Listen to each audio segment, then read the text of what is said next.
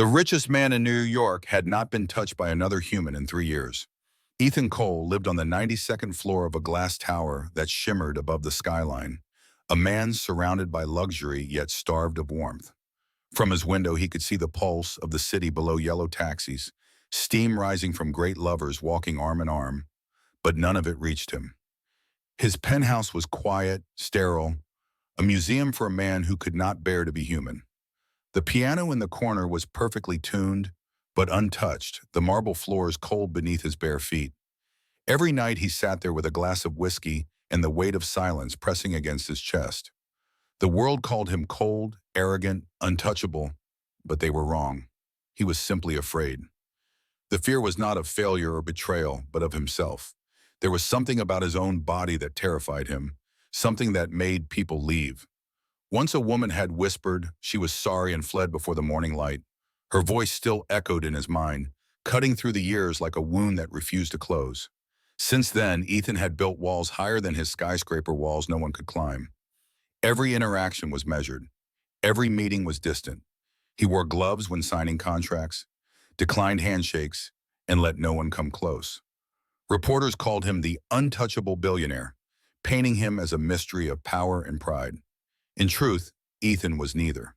He was a man consumed by shame, an invisible burden that turned touch into danger and intimacy into exile. When his reflection stared back at him each night, he could hardly recognize the man he saw. The mirror showed strength, success, control. But behind that, there was emptiness. He sometimes whispered to his reflection, "You're too much for anyone." And the glass fogged with his breath before swallowing his confession whole.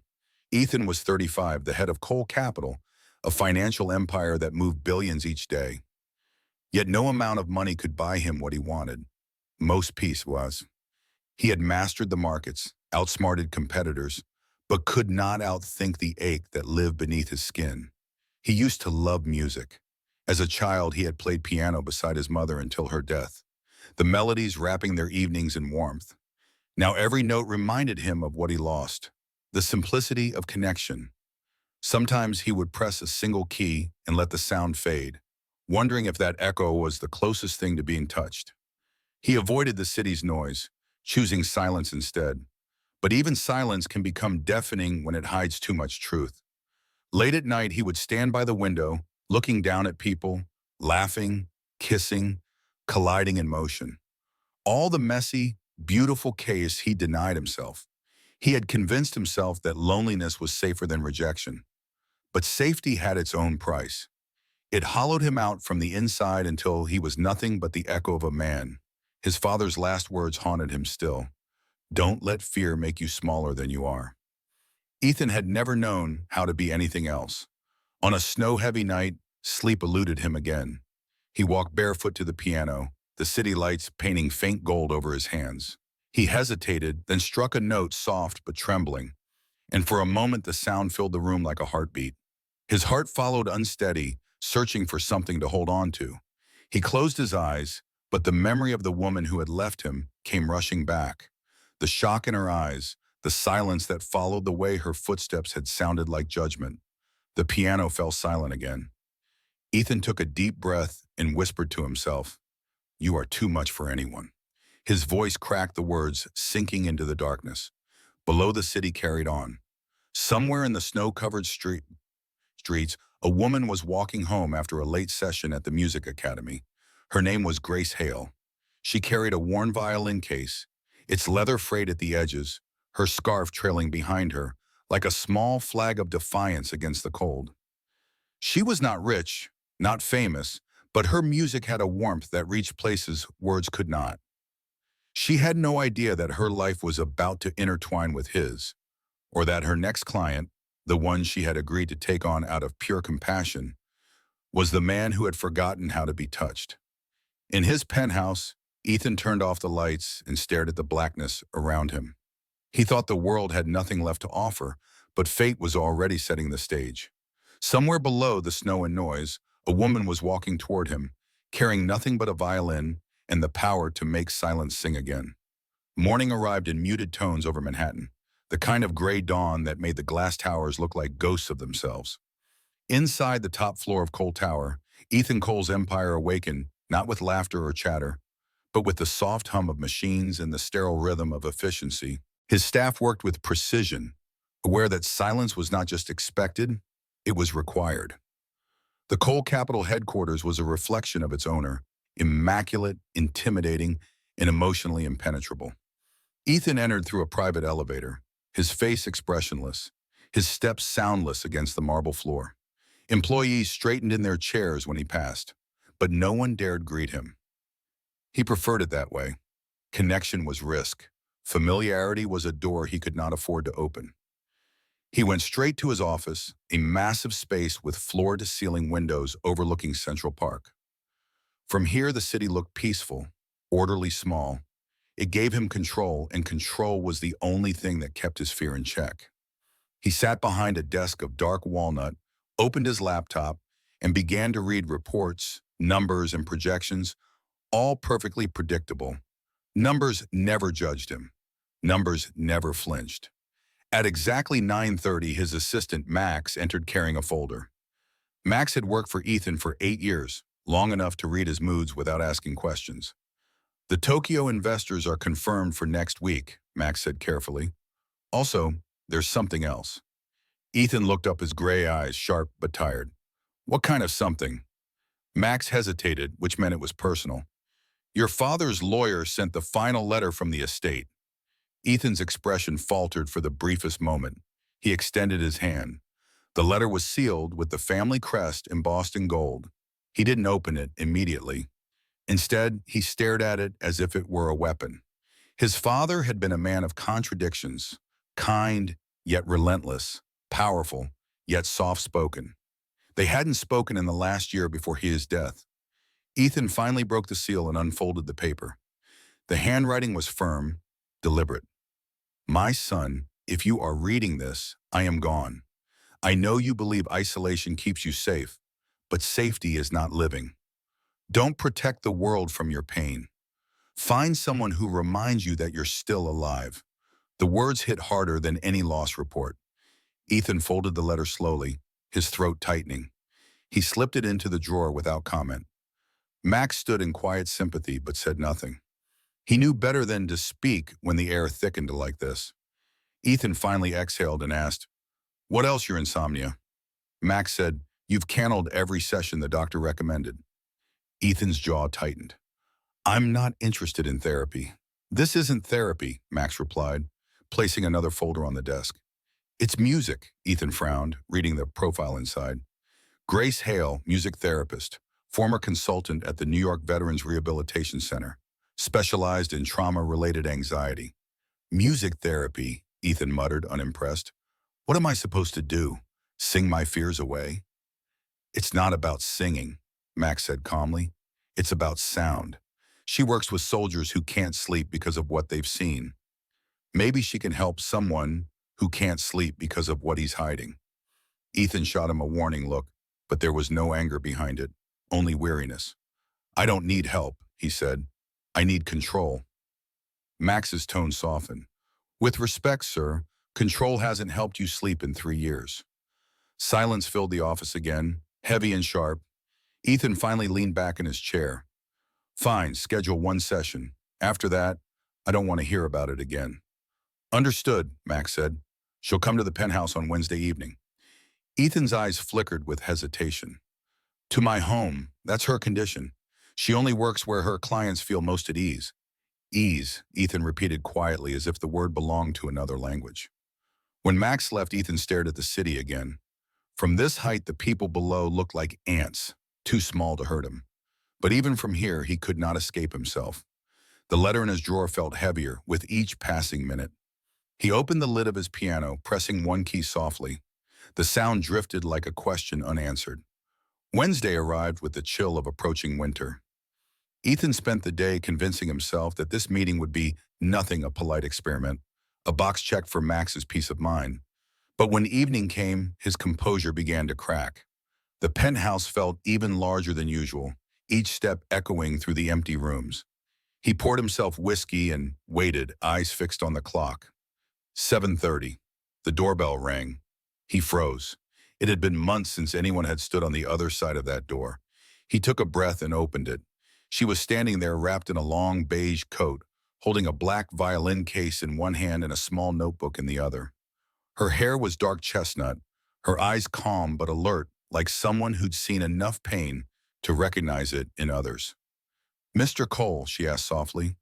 Her voice was low and musical, carrying warmth into the sterile air of the penthouse. Ethan nodded once. "Come in." She stepped inside, glancing around the space, not in awe, but in observation. Her gaze lingered not on the chandeliers or art pieces, but on the piano, the bookshelves, the untouched mug on the table. "You have a beautiful home," she said. "Cold, but beautiful." Ethan raised an eyebrow. "I wasn't aware beauty required warmth." "Everything does," she replied simply. He gestured toward the seating area. "Max told you why you're here, I assume." He said, "You haven't been sleeping," she said, sitting down and setting her violin case beside her. "That's usually a symptom, not a cause." Ethan folded his arms. "I don't talk about causes." "Then we'll start with silence," Grace said. "It's louder than most people think." Ethan studied her, uncertain whether she was mocking him. But there was no judgment in her eyes, only quiet certainty. She opened her violin case and drew the bow across the strings, producing a single haunting note. It filled the air, soft at first, then deep and resonant, reaching corners of the room, untouched by sound for years. Ethan felt something stir in his chest, something dangerously close to emotion. He looked away, jaw clenched. When the last vibration faded, Grace spoke without looking at him. "This place echoes," she said. "But echoes only exist where something's missing." Ethan didn't respond. He didn't know how. She closed her violin case, stood, and smiled faintly. "We'll start again next week, same time." He managed a small nod, still caught in the lingering sound of that single note. As the elevator doors closed behind her, Ethan stood motionless. The silence around him, heavier than before, yet somehow different. For the first time in years, it did not feel empty. It felt expectant. Grace Hale walked into Ethan Cole's penthouse again the following Wednesday evening. The same violin case in her hand, her steps light but sure. The sunset had painted the skyline in orange and blue, and the room with its glass walls and clean edges looked less like a home and more like a high-altitude museum. She placed her violin on the coffee table and looked around. "You didn't move anything," she said with a hint of amusement. "I like order," Ethan replied. "Chaos makes me restless." "And silence?" she asked, glancing toward the grand piano. "Silence is control," he said, his voice flat. Grace smiled faintly. "Silence is fear disguised as control. There's a difference." Ethan's brow lifted slightly, unused to being analyzed so openly. He gestured for her to sit, but she remained standing, walking slowly to the piano instead. "May I?" she asked. "It's just an instrument," he said, though something inside him tensed. She pressed a key softly, letting the note hum in the air. "No," she said quietly, "it's not instruments. Remember, they hold emotions long after we stop playing them." Her hand hovered over the keys, then dropped to her side. "When was the last time you played years?" Ethan said curtly. "Waymo." "Because I lost the reason," he replied, staring at the city lights below. "You lose a person, not a reason," Grace said. Ethan turned toward her, eyes narrowing slightly. "You read minds too." "No," she said gently. "I just listen." She moved back to the couch and opened her notebook. "Tell me about your sleep." "I don't sleep," he said simply. "And when I do, I wake up remembering I shouldn't have tried. That sounds like guilt. It's just memory." He said, his tone sharpening. Grace didn't flinch. Memories and guilt often sound the same. She wrote something down, then looked at him again. "Do you dream?" "Not anymore," Ethan said. "Dreams are for people who can still feel safe." Grace studied him for a long moment before replying. "Safety is overrated. Healing isn't." Ethan almost smiled almost. She intrigued him, not because she was different, but because she didn't seem afraid of him. Most people filled silence with chatter. Grace filled it with presence. The air between them had texture now, as if sound itself had weight. She reached for her violin and began to play just a few low notes, deep and slow. The sound wasn't pretty. It was raw trembling, as if the strings themselves were confessing something. Ethan felt his throat tighten. "What is that?" he asked. "A Bach sarabande," she said. "It's about loss that refuses to fade." He looked away, but the music followed him, curling around his defenses like smoke. When she stopped, the silence that followed felt unbearable. Grace closed the case gently. "You don't have to talk," she said, "but eventually the silence will start speaking for you." Ethan wanted to tell her to leave. He wanted to end this intrusion, to retreat behind his familiar armor. But something about her calm voice and the way she looked at him without pity, without fascination, made it impossible. He stood by the window, his reflection overlapping hers in the glass. "Why did you become a therapist?" he asked. Grace's gaze flickered, and for the first time her composure softened. "Because someone once saved me," she said. "My husband. He was a firefighter. After he died, I realized music was the only language that could still reach me." Ethan turned slowly. "I'm sorry." "Don't be," she said softly. "It's what taught me that silence isn't the absence of sound. It's the space where truth waits to be heard." The way she said it lingered in his mind long after she fell quiet. For the first time in years, Ethan felt something other than emptiness, a small, painful flicker of curiosity. He asked, "And what truth do you think is waiting for me?" Grace smiled faintly. "That depends on how long you have been trying not to hear it." She closed her notebook and stood. "We'll keep today short." Ethan frowned. That's it," she said, slinging her violin case over her shoulder. "You're not ready to be fixed, Mr. Cole, but maybe you're ready to stop pretending you don't need to be." Her words landed with surgical precision. He should have been angry, but he wasn't. He watched her leave, his pulse steady, but his thoughts spinning. When the elevator doors closed, he returned to the piano and pressed one key. The note echoed the one she had played earlier, and for the first time, he didn't stop it. The next morning, Ethan arrived at Cole Capital early, but work refused to hold his attention. The sound of the violin haunted him, intruding between lines of numbers and reports. Around noon, Max entered with updates, but Ethan interrupted. "That therapist," he said, "did she say how long this program lasts?" "It depends on the patient," Max replied cautiously. "Are you continuing?" Ethan hesitated. "For now." That evening, he poured himself another drink, but the taste of whiskey suddenly felt dull. His eyes drifted to the piano again, to the faint trace of dust she disturbed when she played. He sat down and tried to mimic the notes she had performed. His fingers were stiff, clumsy, but the melody came back in fragments. A sound escaped his throat, a laugh, or maybe a sob. He wasn't sure. On Friday, he did something that surprised even himself. He went out. No bodyguards, no chauffeurs, just him walking through the snow-covered streets of the Upper West Side. He found himself standing in front of a modest brownstone with a sign that read, "Hale Music Therapy Studio." He almost turned back, but the door opened before he could decide. Grace was standing there, bundled in a coat, her hair tied loosely. She looked surprised, but not startled. "Mr. Cole," she said, her lips curving slightly, "you're 2 days early." "I don't wait well," he said, his breath visible in the cold. "I noticed," she replied. "Would you like to come in?" He hesitated, then nodded. The studio was small and warm, filled with instruments and the faint scent of tea. It felt nothing like his penthouse. It felt alive. Grace poured tea into 2 cups, then sat across from him. "You don't strike me as someone who visits people twice a week," she said. "I don't," Ethan admitted. "I just wanted to understand why your music felt like pain." "Because it was," she said simply. "Pain is where most truth begins." He studied her face, and for a fleeting moment, he wondered if she could see through him entirely. "You said instruments, remember," he murmured. "Do people only if they stop running?" she said. Her eyes held his. Neither looked away.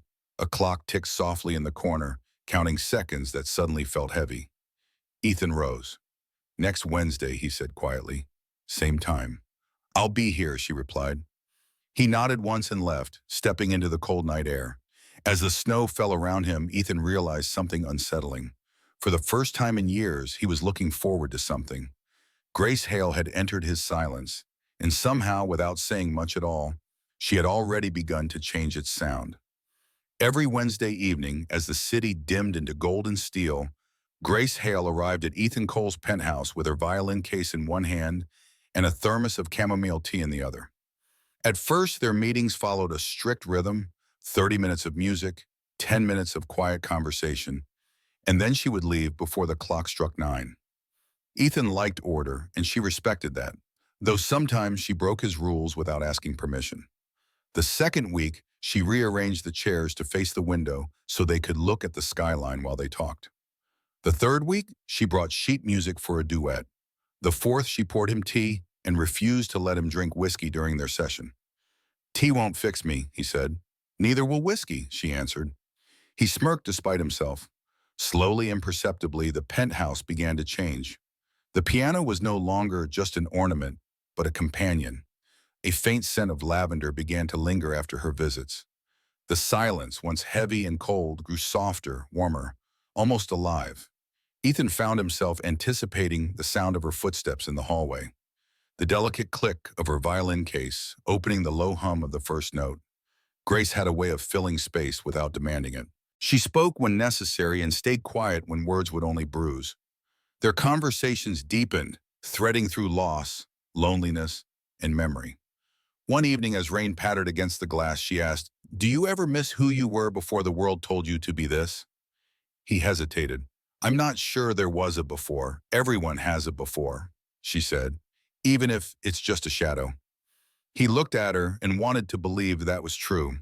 She played a piece called Reverie for the Lost. The melody was slow, mournful, but not hopeless. When she finished, she left the bow, resting on the strings, and asked softly, "What do you hear in that regret?" he said. "Impossibility?" "Good," she said, smiling. "Then we're getting somewhere." Week by week, their routine woo itself into something resembling home. She brought her own small comforts, a candle, once a playlist. Another time, even cookies from a bakery she liked downtown. Ethan pretended to be indifferent, but he noticed every detail, the way she tucked her hair behind her ear when she tuned her violin, the faint scar near her wrist, the softness in her voice when she spoke about her late husband. Once she told him about the fire, how she had watched the building collapse from the street, knowing he was inside. "People kept telling me to move on," she said quietly, "but moving on isn't healing. It's pretending. So I found a way to make pain sing instead of scream." Ethan listened, something in him unraveling at her calm strength. He realized he had never been in the presence of someone who could hold pain so gracefully. The next week, he surprised her. When she arrived, he was already at the piano playing haltingly through a simple piece she had shown him. He stumbled on the rhythm, but when she smiled, something in his chest loosened. "Not bad," she said, for someone who swore he'd never play again. "I didn't swear," he said. "I promised myself." Same thing, she replied. "Promises are just fears in disguise." He chuckled. "Do you analyze everyone who crosses your path?" "Only those who hide behind skyscrapers," she said. She moved beside him, her shoulder brushing his arm as she guided his fingers over the keys. "Try again," she murmured. "Slower, let the note breathe." The moment her skin touched his, he froze. His instincts screamed to pull away, but he didn't. The warmth was faint, fragile, but real. She noticed his stiffness, her voice lowering. "It's just touch," she whispered, "not judgment." His hands trembled. "For me, they've always been the same." She looked at him, then really looked, and said nothing. Silence fell again, but it wasn't empty. It was full of everything they both couldn't say. When she finally left that night, Ethan stood at the window long after replaying that single moment over and over until it became unbearable. The next morning, he woke early, restless. The city was bathed in fog, and yet he felt something resembling peace. He brewed coffee and found himself setting out an extra cup before realizing she wasn't coming that day. He laughed quietly, embarrassed by his own sentiment. Later that week, during a board meeting, his mind wandered. He was supposed to be reviewing merger documents, but instead he was thinking about how Grace's hair caught the light when she leaned over the piano. Max noticed his distraction, but said nothing. The change in his boss was subtle but unmistakable. He stayed later at the office, but seemed calmer. He smiled at small things, a clean cord, a message from Grace confirming their next session. Even the staff whispered that the ghost in the glass tower looked almost human again. One evening, Grace brought him a new piece to learn. "A duet," she said. "You play the left hand, I'll take the right." "I don't duet," he said. "You do now," she replied, settling beside him. Their fingers danced across the keys, hesitant at first, then finding rhythm. The melody was tender, almost fragile, and when their hands brushed, neither pulled away. When the final note faded, Ethan exhaled as if he had been holding his breath for years. That Grace said softly, is connection, no words, just sound. He looked at her, and for a moment the world outside ceased to exist. The skyline, the empire, the endless noise, all of it disappeared beneath the simplicity of her gaze. But peace was fragile.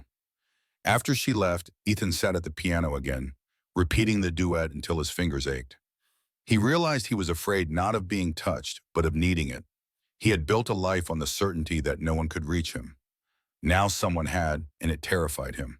He wrote an email that night, half confession, half gratitude, but he never sent it. The draft remained on his laptop, a quiet echo of what he couldn't yet admit. She makes silence bearable, he had typed. The days that followed blurred into weeks. Their meetings became the rhythm of his life, the only constant that didn't feel like duty. Grace teased him once about how predictable he'd become. You like routines, Mr. Cole, she said. They make the world less dangerous. You make it less quiet, he replied before realizing how vulnerable that sounded. She smiled, understanding too much. Then maybe we're both doing our jobs. Winter deepened, and the city turned silver with frost. From the street below, his penthouse still looked like a fortress of glass, but inside something human had begun to bloom. Grace didn't just bring music. She brought air. She taught him that silence wasn't absence. It was a pause before something beautiful. One evening, as snow began to fall outside, she ended their session early. You're improving, she said. You don't need me as much. Ethan looked up sharply. Don't tell me what I need. She smiled gently. Then you tell me. He couldn't. The truth hung between them, soft and dangerous. She picked up her violin case and turned to leave, pausing at the door. Same time next week, he nodded. After she was gone, Ethan stood in the center of his penthouse, surrounded by the faint echo of her music. For the first time in years, the silence no longer frightened him. It sounded like waiting, and for once, waiting didn't hurt. The first crack appeared on a Monday morning, disguised as a headline.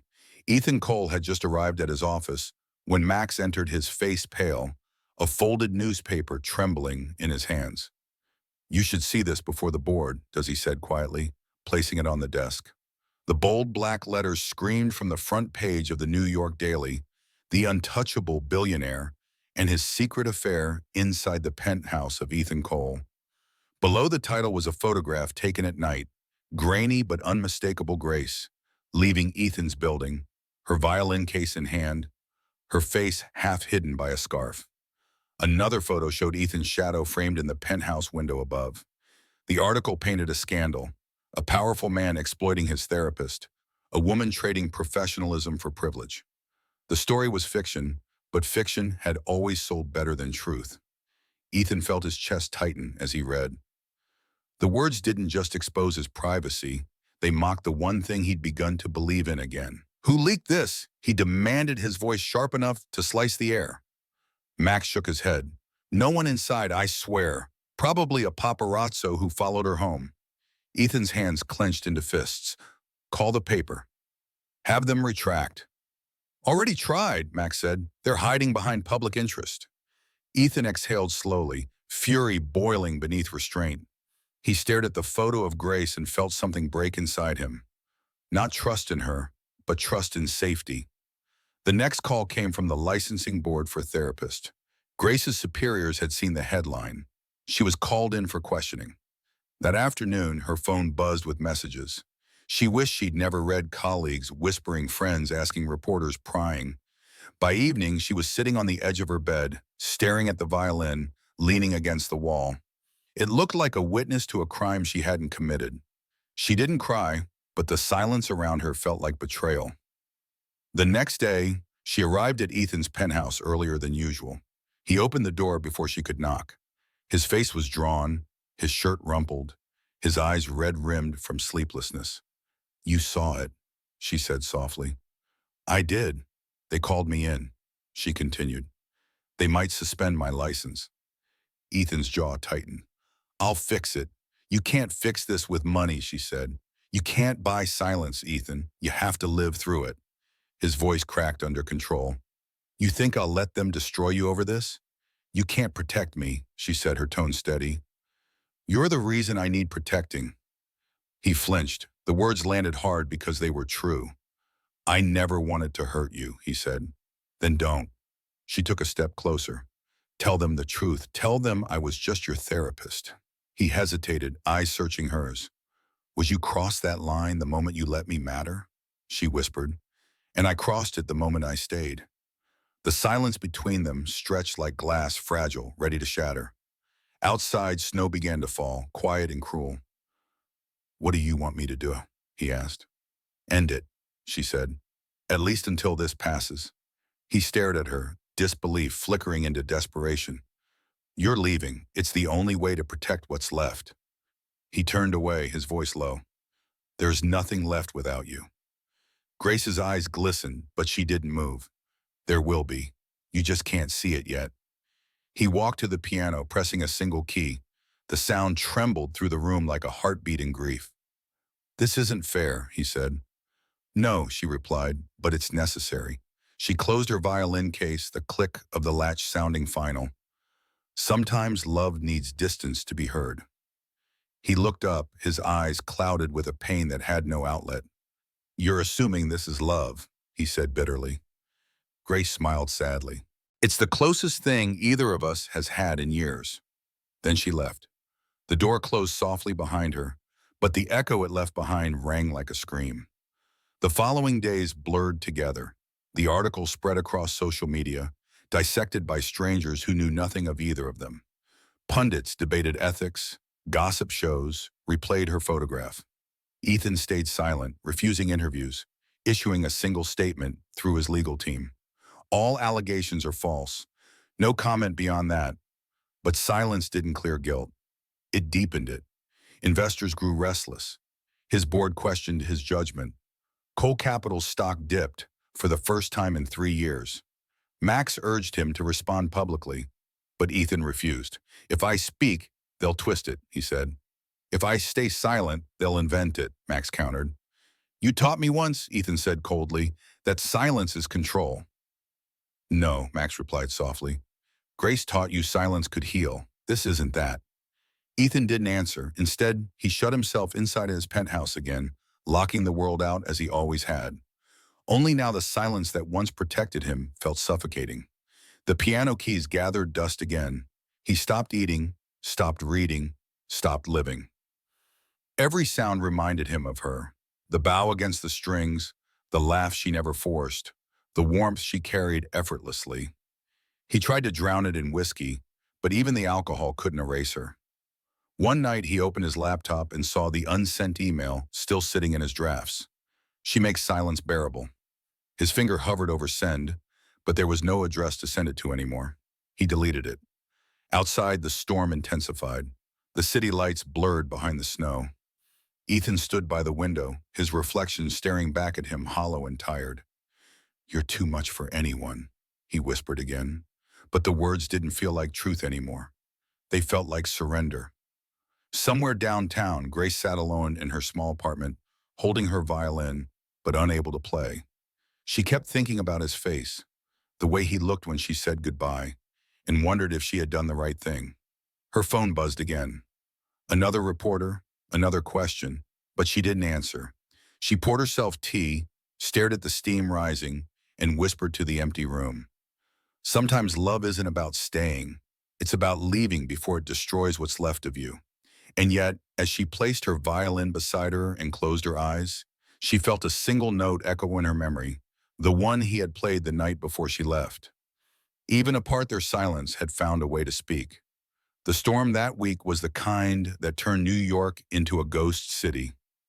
Snow fell thick and relentless, muting sirens, swallowing footsteps, forcing even the restless to be still. Ethan Cole hadn't left his penthouse in days. The fire in the marble hearth burned low, casting faint orange light on the untouched piano. Bottles of whiskey stood like trophies of defeat along the counter. He sat in the dark unshaven, wearing the same shirt he had slept in, staring at the letter from his father still lying on the table. "Find someone who reminds you that you're still alive." The words mocked him now. He had found her, and he had driven her away. When the power flickered, he barely noticed. When the phone rang, he didn't answer. When Max knocked, he didn't respond. He had built his empire on control, But control had no meaning when the only person who saw him without it was gone. At midnight, the storm grew wilder. Wind howled against the windows. A sudden knock startled him. Three sharp raps that did not belong in his world anymore. Ethan hesitated before rising. He opened the door expecting Max, but instead found Grace standing there, snow in her hair, her cheeks flushed from the cold, her violin case slung across her back. For a moment, he thought he was dreaming. "What are you doing here?" he asked his voice. "You look terrible," she said softly. "And I don't mean that as a diagnosis. You shouldn't be here," he muttered, stepping aside anyway. She walked in, brushing snow from her coat, her eyes scanning the room, the empty bottles, the cold food, the disarray that betrayed how far he had fallen. "You stopped playing," she said. "You left," he replied. She met his gaze evenly. "You told me once that silence was control, but this isn't silence. This is punishment." He looked away, jaw tightening. "You came here to lecture me." "No," she said, her voice trembling just slightly. "I came because you need to talk to you." He almost laughed, but it came out broken. "You lost everything because of me." "I lost my job," she corrected. "Not my voice." He turned sharply. "What do you want from me, Grace?" "The truth," she said. "The real one, the one you've been bearing for half your life." He said nothing. The room filled with the sound of wind and his uneven breathing. "You think I don't know what's eating you alive?" she continued. "It's not the rumors, it's the fear. You're terrified of being seen." "You don't know anything about me," he said, but the words lacked conviction. Grace took a step closer. "Then tell me. Prove me wrong." Ethan's hand shook as he poured a drink, but he didn't lift it to his lips. Instead, he stared into the glass as though it contained every mistake he'd ever made. "When I was 16, he began slowly. "I was told I was abnormal." His voice cracked on the word. "I didn't even understand what it meant at first. I only knew it made me different. Every girl I was with after that, when they saw me, they reacted the same way. Shock, pity, sometimes disgust. One cried, another laughed, and I realized something. I wasn't someone people wanted to know. I was something they wanted to escape." Grace didn't interrupt. Her eyes softened, but she said nothing. "It became easier to build an empire than to build a relationship," Ethan said bitterly. "Money doesn't flinch.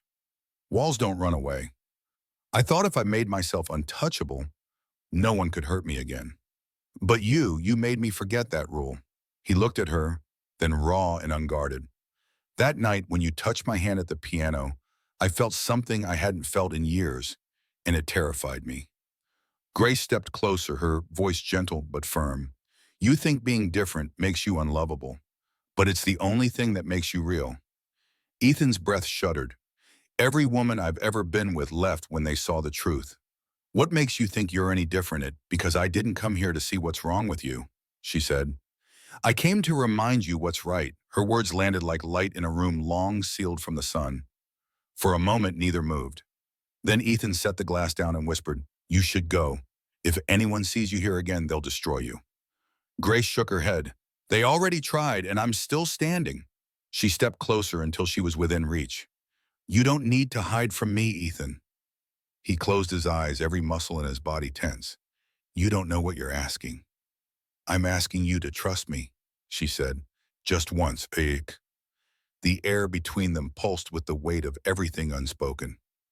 Ethan's hand trembled as he reached up and touched her cheek, barely like testing the edge of a dream. When she didn't pull away, he let out a sound that was half relief, half despair. "I'm broken," he whispered. "No," she said. "You're just unfinished." That broke him completely. His defenses crumbled, his breath hitched, and the years of shame, isolation, and self-loathing poured out all at once. He buried his face in his hands, and for the first time in his adult life, he cried. Grace moved closer, resting a hand on his shoulder. "You've carried this alone for too long," she said. "You don't have to anymore." "What do you want from me?" he asked through the tears. "Nothing," she said. "Just honesty." He lifted his head, his voice rough. "Then here it is. I don't know how to love someone without destroying them." "Then learn," she said softly. "With me?" He stared at her, stunned by the simplicity of it. "You'd risk everything." "Love is always a risk," she replied, "but so is loneliness. One just hurts slower."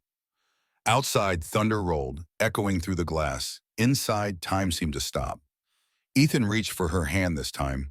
Steady, their fingers intertwined, tentative, but real. If we continue, she whispered, it won't be therapy anymore.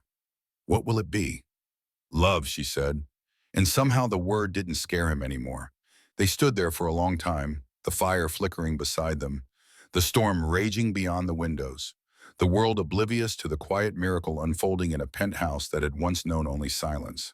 When she finally turned to leave, he didn't stop her. She paused at the door, glancing back. Tomorrow, she said, let the music start again. He knotted his throat too tight to speak.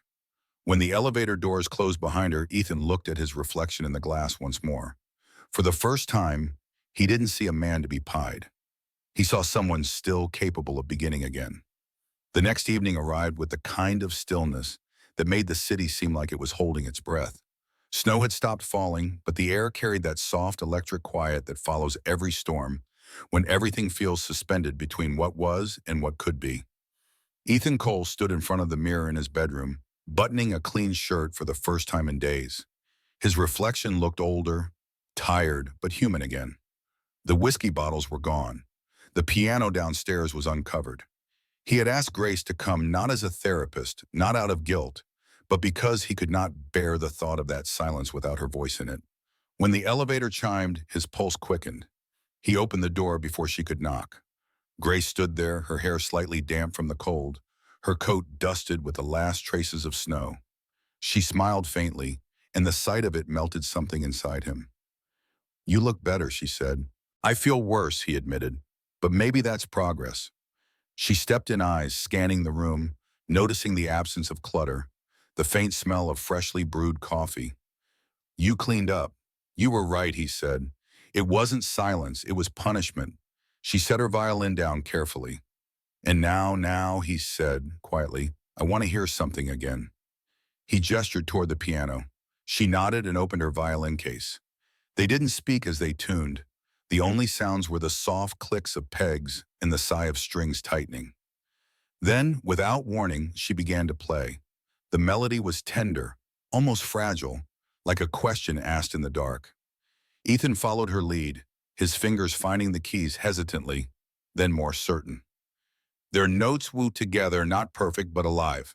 The song grew into something neither had planned, improvised, breathing human. When it ended, the silence that followed wasn't empty. It was full of heartbeat. Grace looked at him. You stopped flinching, she said. Maybe I stopped expecting pain, he replied. She set her violin down. Then you were ready for what? To stop hiding? He didn't move as she crossed the space between them. Her steps were unhurried, sure the same rhythm she used when walking him through fear. When she stood in front of him, she reached up and touched his face gently, her fingers cool against his jaw. Still afraid, she asked. Terrified, he said. Good, she whispered. It means this matters. His breath caught as she traced the edge of his cheekbone, the line of his collar. Every nerve in his body screamed to retreat, but he stayed. Her touch wasn't demanding. It was patient, a language of permission. Tell me if it's too much, she said softly. Everything about you is too much, he murmured, his voice breaking. She smiled sadly. Then let's redefine what enough feels like. Her hand moved to his chest, resting over his heartbeat. It was racing, uneven and wild. You're not broken, Ethan, she said. You're just someone who's been told love has limits. I'm telling you it doesn't. His throat tightened. And what if I hurt you? Then I'll show you that love doesn't unhurt, she said. It heals. He closed his eyes as she leaned closer. Her forehead touched his, their breaths mingling. It wasn't a kiss yet, just proximity, a quiet test of how much truth they could bear. Then slowly she kissed him. It wasn't desperate. It wasn't perfect. It was real. The kiss deepened with a kind of reverence. Two people learning each other's language without fear. His hands trembled when they touched her waist, but she guided them, patient, steady. Every movement was a promise that gentleness could coexist with desire, that love could be both tender and strong. When they finally broke apart, he was trembling. I don't know how to do this, he whispered. Neither do I, she admitted, but we'll learn. She took his hand and led him toward the couch near the fire. They sat in silence, fingers intertwined, watching the flames dance. For the first time, he didn't feel the need to fill the space with words. The warmth of her hand against his was enough. Eventually, she stood and reached for his shirt buttons, pausing to search his eyes. "Only if you want this," she said. "I do," he said, "but not because I'm ready, because I can't keep pretending I'm not." She smiled, and together they stripped away the layers, not just fabric, but the years of fear that had wrapped around him like armor. The act that followed was slow, careful, and painfully honest. It wasn't lust that guided them. It was the ache of two people who had lived too long without being seen. Every touch was hesitant, then certain. Every breath shared was an act of courage. Grace moved with quiet confidence, grounding him when he faltered, reminding him that he was safe. The world outside vanished. There was only skin warmth, breath, and the unspoken truth that for the first time in years, Ethan didn't feel alone inside his own body. When it was over, they lay together under the dim light of the fire, the city's glow faint beyond the glass. Ethan stared at the ceiling, afraid to speak in case it all vanished. Grace's head rested on his shoulder, her voice barely a whisper. "You're shaking," she said.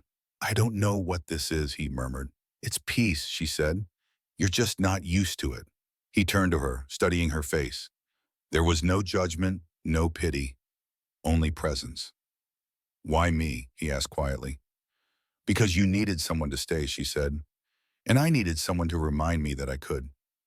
He exhaled shakily, his fingers tracing idle patterns on her skin. "You risked everything to be here." "So did you," she said. "That's what makes it worth it." Outside, snow began to fall again, soft and soundless. The fire dimmed, casting their shadows on the wall like two figures learning to exist in the same frame.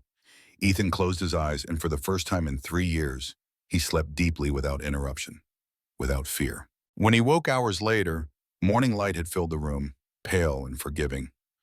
Grace was still beside him, her breathing, even her hand resting over his heart. He lay there quietly memorizing the moment, the stillness, the warmth, the miracle of not being afraid. The world beyond the windows would come crashing back soon with its rumors and noise and consequences. But right then, in that fragile sliver of dawn, Ethan Cole, the untouchable billionaire, was simply a man who had finally been touched and healed. The morning after the storm, sunlight spilled through the tall glass windows of the penthouse, painting the room in soft gold. Ethan Cole stood barefoot by the piano, a cup of coffee cooling in his hand, watching Grace sleep on the couch, her hair tangled, her violin case resting beside her. For the first time, he didn't feel like an intruder in his own life. The air was warm, almost fragile, like a new beginning, afraid of being touched too hard. He'd spent years believing that love was something meant for other people, softer, simpler people who hadn't been scarred by shame or burdened by power. But now, looking at Grace, he understood what his father's letter had meant. Find someone who reminds you that you're still alive. He had. He just never imagined it would hurt and heal at the same time. Grace stirred, blinking awake. "You're watching me," she murmured, her voice rough from sleep. "I'm learning to," he said. She smiled, pulling the blanket around her shoulders. "You're different this morning. You're imagining things." "No," she said, standing. "You're lighter." He set the cup down and crossed the room. "Maybe I'm just less afraid of what I see." Or maybe, she said softly, "You finally started to see yourself." He didn't answer. Instead, he kissed her forehead, then turned toward the piano. "Play with me out," he asked. She hesitated, then nodded. They played together without speaking, the notes blending, imperfect but alive. It wasn't music for performance. It was music for healing. When they finished, Grace closed her violin case. "There's something I need to tell you," she said. "My license hearing is today. The board meets in 3 hours." Ethan froze. "You're still moaning." "I have to," she said. "If I don't, they'll revoke it by default." "I can go with you," he said immediately. "That'll make it worse," she replied gently. "They already think I was compromised." He clenched his jaw. "You were never compromised. You were human." "Exactly," she said, "and they don't know what to do with that." She walked to him, placing her hand over his heart. "Promise me you won't try to fix this with money." He exhaled. Grace, promise. He looked into her eyes and nodded. I promise. She smiled faintly. That's all I needed. Hours later, she sat before the review board, three people behind a long mahogany table, their faces polite but distant. They asked her questions, clinical, precise, designed to extract confession rather than truth. Did you develop personal feelings for your client? One asked, yes, she said simply. And did you act on them? Grace hesitated, then answered with the quiet courage that had always defined her. Yes, but not while I was his therapist. I ended treatment before that. What happened after was not professional misconduct. It was human connection. And do you understand, another board member said coldly, how that reflects on our field? Grace met their gaze steadily. It reflects that we are not machines. We are witnesses to pain. Sometimes that pain recognizes itself in us. And when healing turns into love, it isn't corruption, it's transformation. The room went silent. No one spoke for several seconds. Finally, the chairwoman sighed. We'll deliberate. You'll receive notice in writing. Grace thanked them and left. Outside, the city was alive again. Snow-melting sunlight reflecting off puddles, taxis honking. She inhaled deeply, letting the noise wash over her. For the first time in weeks, she didn't feel like running. Meanwhile, at Cole Capital, Ethan was preparing for the charity gala he had almost canceled. It was an annual event his father had started raising money for music therapy programs across the country. This year, it meant more than it ever had. He arrived early, refusing the PR team's request for a prepared speech. When the cameras started flashing, he didn't hide behind tinted glass or corporate smiles. He stood under the stage lights, adjusting the microphone. Some of you know me as the man who hates being seen. He began, his voice steady but raw. That used to be true. I built walls so high I forgot what sunlight looked like. I told myself it was safer that way. But lately I've learned something. Hiding doesn't make you invincible. It just makes you invisible. A murmur rippled through the crowd. I've also learned that healing doesn't always come from medicine or money, he continued. Sometimes it comes from music, sometimes from someone brave enough to play it in your silence. He paused, eyes scanning the audience until they found her. Grace stood near the back of the room wearing a simple black dress, her hair down. Their eyes met for a moment, everything else faded. The reporters, the investors, the lights. Tonight, Ethan said, I'd like to announce the creation of the Grace Foundation for Emotional Healing through music.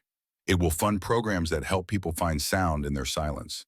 Because silence, he added, glancing toward her, isn't the end. It's where the song begins. The applause was immediate, thunderous, genuine. Grace stood motionless, tears blurring her vision. When the crowd surged toward Ethan afterward, she slipped away quietly, overwhelmed by what she'd just witnessed. But Ethan wasn't done. He broke from the group and followed her outside into the cold night. She was standing beneath the awning, breathing hard, her emotions unraveling. You shouldn't have done that, she said, wiping her eyes. You put my name where it belongs, he did. You gave me back my voice. The least I could do was make sure the world heard yours. She shook her head, half laughing, half crying. You're going to get us both crucified by the media. Maybe, he said, stepping closer, but at least we'll be crucified for the truth. Ethan, she whispered, they'll tear you apart. They already did, he said softly, but this time I know who I am. The words hit her harder than she expected. She reached for him and he caught her hand, pressing it to his chest. I don't care what they say anymore, he said. All I care about is being seen and seeing you. The next morning, the tabloids predictably exploded. Billionaire declares love for scandalized therapist. Cole's foundation named after his mistress. But for every cruel headline, there were thousands of comments online praising his vulnerability, his honesty, his courage to defy expectation. Public opinion began to shift. What had been scandal turned into story. What had been rumor became redemption. Grace's board reconsidered her case. They called her back the following week, reinstating her license with conditions. We believe you crossed a line, the chairwoman said, but we also believe you turned it into something meaningful. Be careful with the next person you save. Grace left with her head high. Outside the building, Ethan was waiting, leaning against his car, hands in his pockets, looking almost nervous. How did it go? He asked. I'm still a therapist, she said, smiling. And you still a fool in love? He replied. She laughed, and the sound was the sweetest music he had ever heard. That evening, they visited a youth center where the First Grace Foundation program was launching. Ethan watched as children with trembling hands learned to hold instruments for the first time. Grace guided them patiently, her voice gentle, her laughter genuine. He saw her through the eyes of the people she healed, someone who turned pain into beauty. When she looked at him across the room, he knew she saw him the same way. Later, as they walked home beneath the city lights, he said, "You were right. Silence wasn't my punishment. It was my waiting." She stopped and turned to face him. "Waiting for what?" "For you," he said. She smiled softly, then learned to be seen, Ethan. "Not just by me, by yourself." He reached for her hand, their fingers intertwining. For once, he didn't look away when people stared. Let them see, he thought. For the first time, he wasn't hiding from the world. He was part of it. Gomam. A year passed, but Ethan Cole still remembered every note of that night. The night the city stopped being a cage and became a stage instead. The Grace Foundation had flourished beyond what either of them imagined. It funded community music therapy centers in 7 states, employed hundreds of teachers, and gave instruments to children who had never touched one before. Grace became the quiet heart of it all, refusing interviews, preferring to let the music speak for her. Ethan, meanwhile, stepped fully into the light he once avoided. He no longer hid from cameras or crowds. He learned to stand before the world, imperfect but unashamed. They lived together now in a smaller apartment downtown, far from the glass penthouse that had once been his fortress. The piano followed them there, a little scuffed from the move, but alive again. Every morning he played before she woke. Every evening she played before they slept. Their home was filled not with silence, but with music, laughter, and the soft case of being seen. Yet, as their first gala for the foundation's anniversary approached, Ethan grew restless. He had spent weeks planning something he had never done before. Not a merger, not a launch, but a confession. The event was held in the same concert hall where his mother once performed when he was a child. The room shimmered with candlelight, the air alive with anticipation. Grace stood backstage wearing a pale silver dress that glowed beneath the lights. She had been asked to perform the final piece of the night, a new composition titled Enough. She thought the title belonged to her. She didn't know Ethan had written it. When her name was called, she stepped on stage with her violin bow trembling slightly in her hand. The audience fell silent as she began to play. The melody was gentle at first, then swelling with emotion. Hope, fear, forgiveness, all blending into one. Halfway through, another sound joined her as a piano.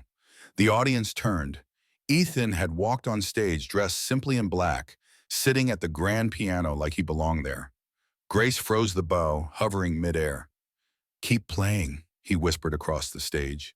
She obeyed the music deepening between them like a conversation in a language only they understood. When the final note faded, he stood and crossed to her. The applause rose like thunder, but quickly died when he held up his hand. The spotlight dimmed until only the two of them remained illuminated. Ethan took the microphone, his voice low but steady. "A year ago," he began, "I was a man who hid behind numbers, behind glass, behind shame. I had everything the world said I should want and nothing that made me feel alive. Then a woman walked into my silence and taught me that sound isn't just heard, it's felt." He turned to Grace. "You told me once that music is what keeps the broken parts together. You were right, but what you didn't tell me is that love is the melody that gives it meaning." Grace's eyes glistened as he reached into his pocket. Instead of a velvet box, he held up something small, a single worn piano key polished, smooth-threaded on a delicate gold chain. "This," he said softly, "came from the piano that sat in my father's study. The one I played the day I stopped believing I could be loved. I kept it all these years as a reminder of who I was. Now I want it to remind me of who I am with you." He took her hand. "Grace Hale, you made me believe that I wasn't too much, that I was simply waiting for someone big enough to love me. You saw me when I couldn't see myself. You taught me to hear again, to feel again, to live again. So tonight, before everyone who once doubted me, including myself, I want to ask you something. He knelt, not with grand theatrics, but with quiet reverence, as if the act itself was sacred. The room held its breath. "Will you marry me, Grace?" Covered her mouth with her hands, tears spilling freely now. The world around her blurred into nothing but him, the man who had once been made of stone, now standing in front of her, unguarded, offering his heart. "Yes," she whispered, her voice trembling. "Yes, Ethan, 1,000 times yes." The audience erupted into applause, but Ethan didn't hear it. He slipped the chain around her neck, his fingers brushing her skin. "You're sure?" he murmured. "You're not afraid of loving you," she said, smiling through tears. "I'm terrified. But I've learned that love worth having always begins with fear."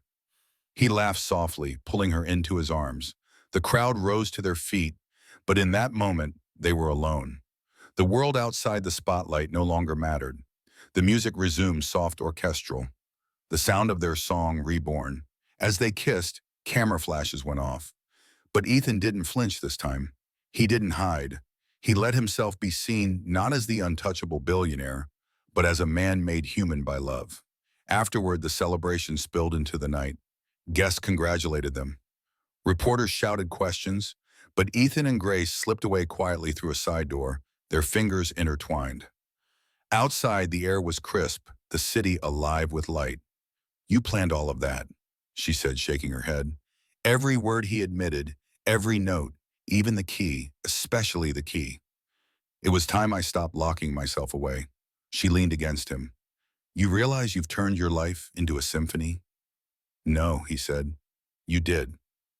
They walked toward the car, laughter bubbling between them. A group of children from the foundation spotted them and ran over, waving programs and asking for autographs. Grace bent down, signing them all. Ethan watched his chest tight with gratitude. This simple moment felt more valuable than all the billions he'd ever earned. Later, when they returned home, the city quieted behind them. Grace placed the piano key pendant on the nightstand, its surface gleaming in the lamplight. "Do you ever think about the past?" she asked as they undressed. "Every day," he said. "But it no longer owns me," she smiled, lying beside him. "You've come a long way from the man who wouldn't let anyone touch him." "Because you taught me that touch isn't just physical," he said. "It's trust." She kissed him softly. "Then trust that whatever comes next, we'll face it together." He nodded, resting his forehead against hers. "I do." Outside, a faint melody drifted from the street below. Someone playing violin in the distance, the notes familiar and free. Grace listened, smiling. "Do you hear that?" "Always," Ethan said. And as they drifted to sleep, the city hummed with their song. Two hearts, once silenced by fear, now brave enough to make music again. 1 year later, spring returned to New York with the quiet confidence of something that had endured a long winter and survived. The city hummed with music again, not from concert halls or luxury penthouses, but from the corners where laughter met hope. Inside a renovated brownstone in Brooklyn, sunlight streamed through tall windows onto rows of children holding small instruments, violins, flutes, drums, keyboards, each one labeled with a tiny gold plaque that read, "The Grace Foundation." Ethan Cole stood at the back of the room, sleeves rolled up, tie forgotten, helping a boy adjust the height of a piano bench. "Better?" he asked. The boy nodded shyly, pressing a key that sang out a clear note. Grace crossed the room, her hair pulled into a loose bun, her hands carrying sheet music. "He's getting better every week," she said softly. Ethan smiled. "He reminds me of someone." "You maybe," she teased. "No," he said. "Someone who taught me that sound isn't about perfection." Grace laughed, the sound bright and familiar. "That was never my lesson." "It was," he said, watching her with quiet affection. "I just wasn't ready to hear it then." She sat beside him on the piano bench, their shoulders touching. "You know," she said sometimes, "I still can't believe this place exists. A year ago, I thought I'd lose everything." "You did," he said gently, "but look what you built from it." Her eyes softened as she looked around. The walls were covered with children's drawings. Heart stars, a crooked sketch of her playing violin. "Do you ever miss it?" she asked. "The penthouse, the view." Ethan shook his head. I used to think being above the city meant I was safe, but all I really was alone. Down here, it's louder, messier, but it's real, and real is better. She rested her head on his shoulder. You've changed. No, he said. I've just stopped hiding. They sat in silence for a while, listening to the distant sound of a drum beat from the other room.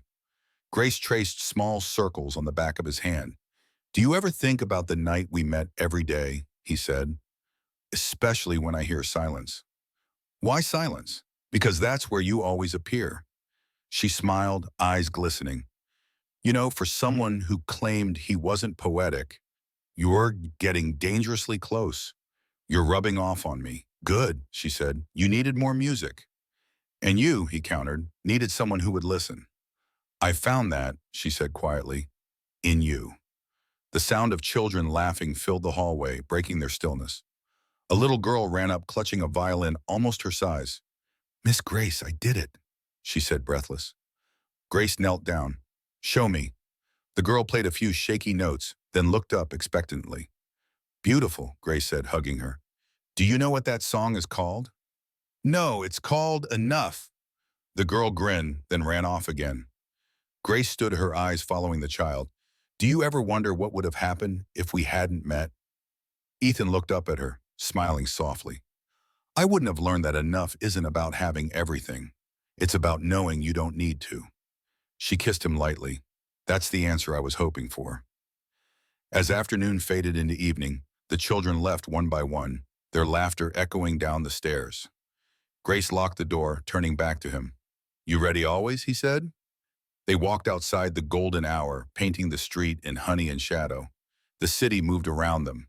Buses sighing, street musicians playing, people shouting across crosswalks. Once that noise would have made Ethan retreat. Now it sounded like belonging. They reached the park at the corner where a small open-air stage had been built for the Foundation's weekend performances. A few volunteers were already setting up chairs. Grace unpacked her violin and handed him a piece of folded paper. What's this? He asked. Your part? She said. A duet? Of course, she said, her eyes shining. We started with music. It only makes sense we keep playing. He unfolded the paper. At the top in her handwriting were the words, The Sound of Enough. She placed her violin under her chin bow. Poised. Ready. He sat at the upright piano that had been rolled onto the stage, his hands finding the keys. Always, he said again. The first notes drifted into the evening air, soft but steady. Passers-by slowed, listening. A woman pushing a stroller stopped. A man on a bicycle leaned his head back to catch the sound. The melody rose and fell, full of life, full of memory. It wasn't flawless, but it didn't need to be. When the final chord faded, Grace lowered her bow, smiling. You know, she said, that might be my favorite sound. What? He asked. The one that comes after the music, the quiet that reminds you it happened. He nodded, understanding. Maybe love is like that, too. Maybe, she said. They packed up together, their hands, brushing the simple intimacy of a life built not on perfection, but on presence. As they walked home, Ethan glanced up at the city skyline. Somewhere far above his old penthouse still stood its windows, dark and silent. But down here on the street, where laughter and music tangled in the air, he felt what he never had, their peace. Grace squeezed his hand. You're thinking, she said. I'm listening, he replied. She smiled. To what? To everything, he said. Even silence can sing. She laughed softly, resting her head against his shoulder as they disappeared into the hum of the city. The billionaire who once feared touch, and the woman who taught him that love, like music, doesn't have to be perfect. It just has to be heard. If this story touched something deep inside, you take a moment. Don't scroll yet. Just breathe. Maybe you've also carried something the world said was too much. Maybe you've hidden parts of yourself because someone once made you believe love was only for the perfect, the polished, the easy to love. But the truth is the most beautiful stories are written from the cracks, from the places we thought were unlovable. Ethan spent years believing his difference made him a monster. That success was the only shield strong enough to hide his pain. Grace didn't heal him with money or fame or grand gestures. She healed him by staying, by listening, by seeing him when no one else dared to. And maybe that's what love really is, not a rescue, but recognition. A mirror that says you are enough exactly as you are. If this story made your heart ache and then breathe again, it's because deep down you know what it means to want to be seen. You know the loneliness of pretending the quiet of nights where silence feels heavier than sound. But you also know somewhere within you that healing begins when someone reaches across that silence and whispers, "I'm not going anywhere." That's what this story was always about. Not wealth, not beauty, not power, but the courage to stay when everything inside you wants to run. So if you've ever felt too big, too sensitive, too broken, or too strange, remember you are not too much. You just haven't yet met the person or the moment big enough to hold all that you are. When that day comes, don't hide. Let them see you. Let them hear your music. And if you believe stories like this can remind people of that truth, share this one. Leave a comment telling us where you are listening from. Tell me if you've ever found someone who saw you before you saw yourself. Subscribe so you don't miss the next story that might just reach the part of your heart you've been keeping quiet. Because here in this little corner of the internet, we believe in love that heals love, that forgives, love that rebuilds. We believe every silence deserves a song. And maybe tonight after this story ends, you'll hear your own